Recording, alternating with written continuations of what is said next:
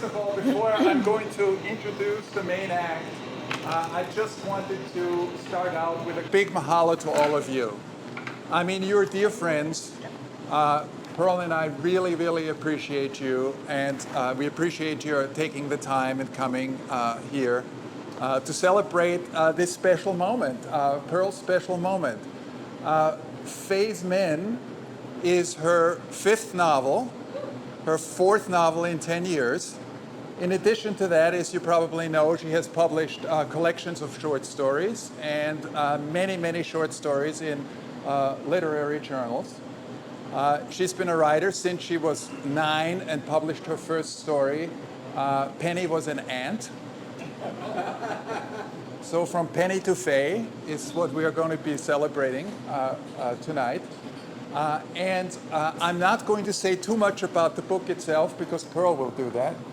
But what I do want to say is how much I love and appreciate and admire Perle's ability to not only write, but be an embodiment of story in terms of talking story, writing story, projecting stories, appreciating stories, and talking stories with all of you, I think, over the years. And she's just a wonderful partner, and I love her, and I'm so, so glad that we have this opportunity to celebrate this really special moment together with you. Our real ohana here in Honolulu. So I'm going to keep it short because I'm just simply the facilitator here, and I'm going to turn it over to Perle in terms of telling you a little bit about the book, and then she will also read a little bit from the book. And afterwards, there's going to be a signing right here. So if you want to pick up a book, it's $20, and we certainly, hope that you're going to enjoy it. I know I did, and I'm sure you will do too. And please hang around afterwards, as long as you want to. We have this place until 8 o'clock, so there's plenty of time to, keep going and hopefully get to know, each other more, because they are sort of separate friend or batches of friends that are collected here, and I'd like for you to get to know each other better. So mahalo, and turn it over to my beloved Perle.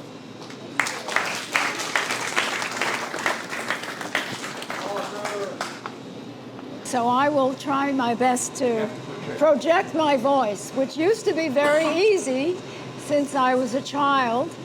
I was a childhood actor, one of those obnoxious kids, who had to belt songs all the way to the back of the auditorium.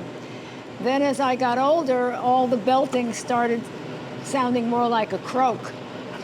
So forgive me if I'm going to stop for water every now and then, but I will try to read as loud as I can. I'll just tell you that this book is a compilation of stories about women whom I have known and lived with, and people all ask me, is that you? Every single one of these women is me, was me. Some of them are deceased. Some of them are living in other parts of the world, don't see them anymore, and some of them are standing right here. So I just wanted to say one more thing that's a kind of literary allusion for my friend Lance over there, the other English professor. No, Joe is another English professor, sorry. Joe, did you meet Lance? Yes. Okay, you're both the only English professors in the room. Everybody else is some sort of politician or something. Or UH academic. Or my friends David and Roger, who are world-traveling hikers, or Jody, who is a woman who definitely would have been in this book if I had met her sooner. This book is based on the story of Don Quixote. It's literally based on Don Quixote, and some of the adventures, some of you who know Don Quixote well will recognize. But it's a very unique interpretation of Don Quixote. It's a female Don Quixote, and a 20th century Don Quixote, and a 20th century feminist Don Quixote. So let's think of her as Doña Quixote.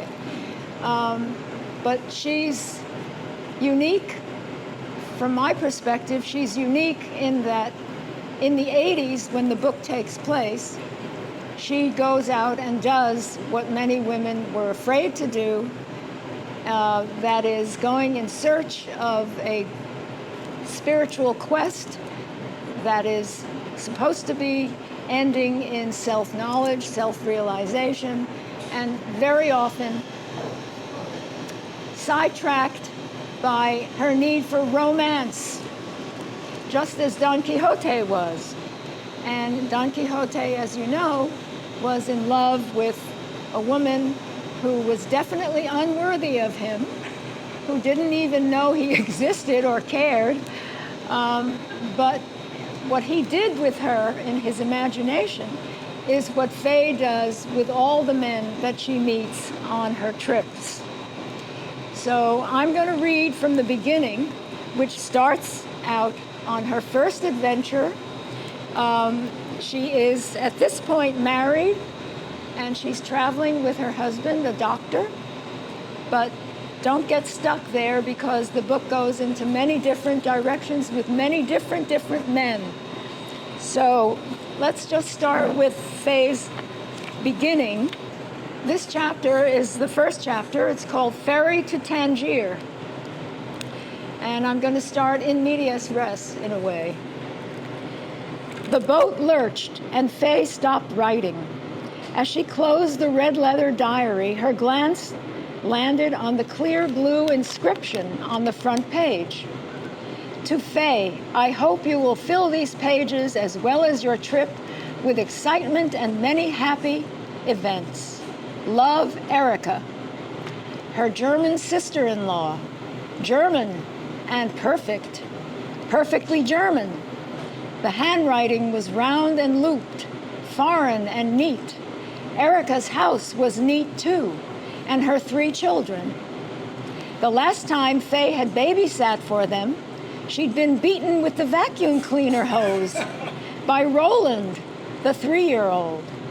Wanting heroes, Erica had named her 3 boys Siegfried, Percival, and Roland.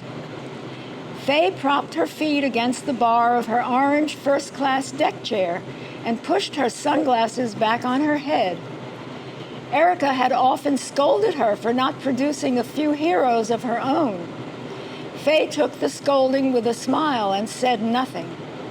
Erica's Teutonic orderliness intimidated her. She tucked the diary into her bag and pulled out a discolored pack of sugarless mints. She brushed a ball of lint from the top of the open package and popped a lozenge into her mouth. Then, sighing, put the sunglasses back on. It was getting hot. All hints of a sea breeze abandoned. Seasick? Ira mumbled from his half-sleep in the neighboring deck chair, his eyes partly open and his hands folded over his stomach under the tent of a book. The first time she'd seen him sleep with his eyes partly open, they'd been lying side by side on a blanket in Maine. Faye had brought her face close to his to see if he was breathing. Seeing Ira's blue eyeballs move against his skim-milk white sclera had both fascinated and horrified her. She had contemplated kissing him awake, but had barely grazed his nose when he awoke screaming, pleading with her not to bury him alive. Ira had later confided that their lunchtime discussion of Bergman's Seventh Seal had prompted his childhood phobia and recurring dream of entombment. Not seasick, honey, just queasy. Take the Dramamine, Ira said. It makes me throw up. It's supposed to do just the opposite. Well, I'm sorry, it makes me throw up. You always did have paradoxical reactions to drugs. I suppose it's your strange genes, Ira said, using the same ironic tone he used with his female patients on the telephone. Faye caught the eye of a handsome Japanese man with high cheekbones and a guitar case, who was leaning against the boat railing with one foot up behind him, conversing in heavily accented French with an animated Arab in a blue blazer. The handsome Japanese was tall for a Japanese person, but shorter than her, and probably 10 years younger. He looked like a punk rocker,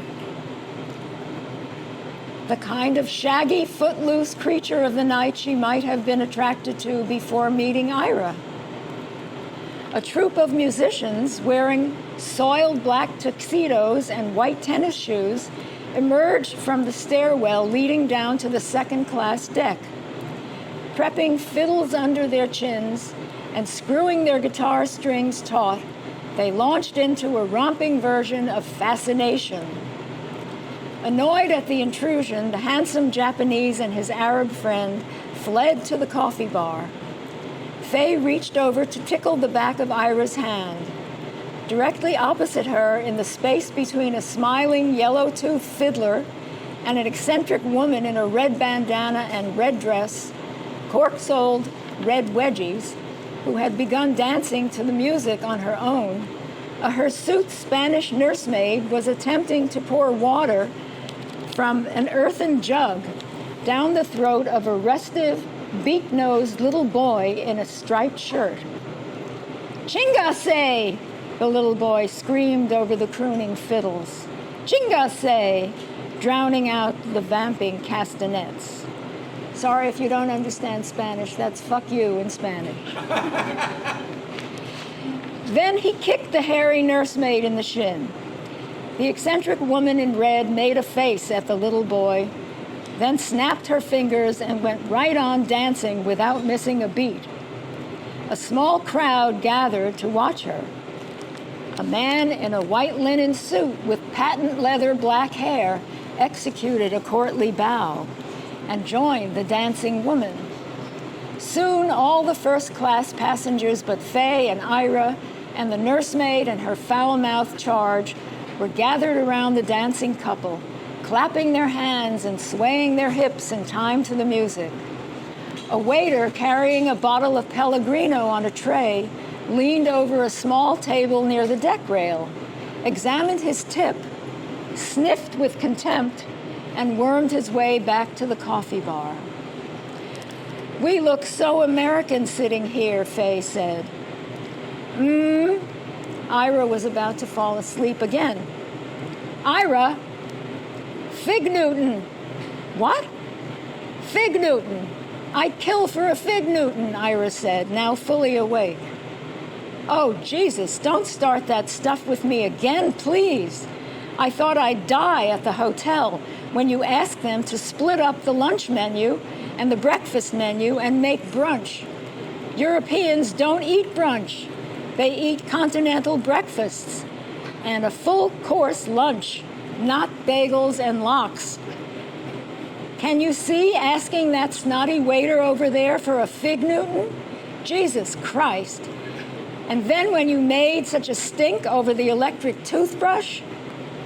Well, who knew they have only DC current over here?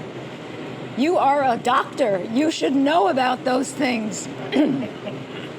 "That's right. I'm a doctor, not an electrical engineer.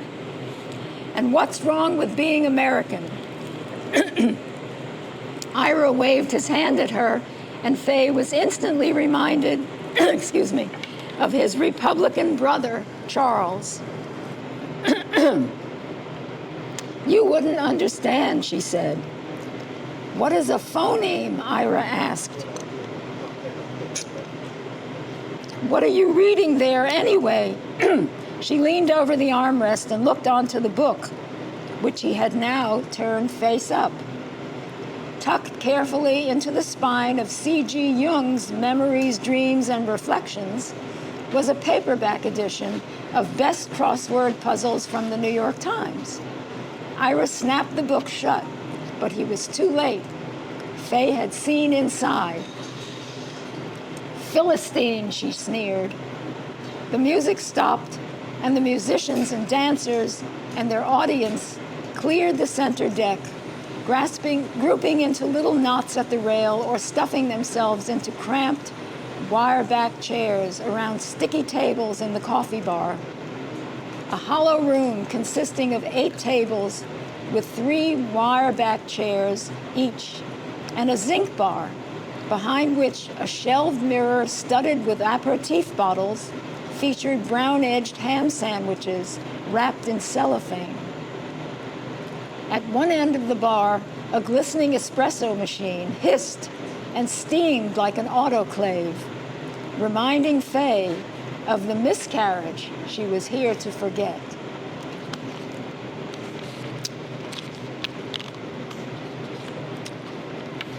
There were 2 more miscarriages after that. That was like a distant dream now, as the ship bobbed on waves, sending up a shower of spray over the rail. She could see land, purplish mountains. They'd be docking in Tangier soon, and Ira would get to see his Sufi sheikh. And Faye would smile and nod her head a lot at the sheikh's broken English questions. And the Sufi women, unaware that only 3 months ago she'd had a miscarriage and her womb scraped clean, would ask her when she was going to have babies. Ira would join the whirling, chanting circle of white-robed men and become unreachable in yet another of the myriad ways he had of becoming unreachable. She looked at her hands, her husband's hands, their long, slender fingers. She scanned his face and neck, stopping at his ears, whose fleshy lobes reminded her of the Ceylonese Buddha they'd seen 2 weeks ago in the Musée Guimet. The unaristocratic pug nose he had inherited from his mother's brother Joe. The slightly bulging stomach under its turquoise jersey sport shirt embroidered with the green alligator. Lulled by the light rocking of the waves, the steady creak of the boat's winches, and the buzz of foreign conversation around her, Faye realized that she was still waiting for God to pull her out of her husband's rib and sculpt her into a perfect work of art. Pregnancy had fooled her into thinking she was on her way. To avoid talking about the fissures the latest miscarriage had exposed in their relationship, Iris surprised her with a trip to Paris, Spain, and Morocco. Now on the ferry, seeing the handsome Japanese man with the guitar reminds Faye of her recurring dream of giving birth to a little Japanese boy. She hasn't told Ira about her recurring dream. He'd insist she go into therapy, which is exactly what she does not want to do. She does not want to talk about her unsettling dream to a stranger. She wants to talk to Ira, but Ira is unreachable. There was a loud thud and the clatter of lowering chains. The boat had docked. People were gathering their belongings and their children, smoothing their wrinkled clothing and preparing to disembark. The beak-nosed boy was still cursing his nursemaid. "This is it," Ira said, getting up and taking her hand. At the head of the stairs, Faye looked down at the pier. The handsome Japanese man with the guitar was having trouble with the customs agent about his passport. His friend was gesturing and talking excitedly in Arabic. A third man walked up flat-footedly and entered the discussion. The passengers behind them were being held up and not liking it, one bit. "Chingase!" screamed the beak-nosed boy. The steps leading to the pier were packed with people. 2 massive German students tossed their backpacks over the deck onto the pier and hoisted themselves up onto the rail, letting their legs dangle over the side of the boat. A steward waved them down, but they ignored him. Anarchy threatened. Just then, a blue Mercedes touring car tore through the crowds on the pier, horn blasting, scattering onlookers and startling the passengers still on board into silence. Even the gulls perched on the masthead ceased shrieking. The car pulled to a stop. The Japanese man put on a pair of dark glasses, picked up his guitar, and turning his back to the customs officer, gazed out to sea. A uniformed chauffeur stepped out of the car, walked up to the customs officer and showed him a paper. The customs officer nodded sulkily and stamped the handsome foreigner's passport. The Arab in the blue blazer, the flat-footed man, the chauffeur, and the Japanese man with the guitar all disappeared into the leather depths of the Mercedes and drove off. He must be a rock star, thought Faye. The passengers were bustling again. The demonic child screamed all the way down the stairs. A man called out in English for him to shut up. Faye stood in front of Ira, waiting for her turn to disembark. "How do you like it?" Ira asked. "I don't know. We're not off the boat yet," she said, without looking back at him. On the step in front of her, the woman in red moved forward, and Faye started her descent. "By the way," Ira said, as if suddenly remembering something he'd forgotten to tell her before, something important. "Did you know that if you write them close together without the apostrophe, man's laughter and manslaughter are the same word?"